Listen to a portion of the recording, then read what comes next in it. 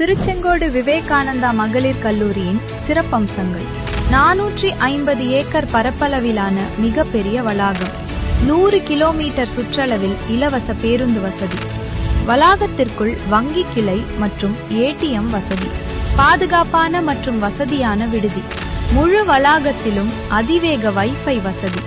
மாபெரும் நூலகம், சிறந்த நூல்களுடன். சுத்தமான மற்றும் சுகாதாரமான உணவகம். தலைசிறந்த பேராசிரியர்களின் தரமான பயிற்சி.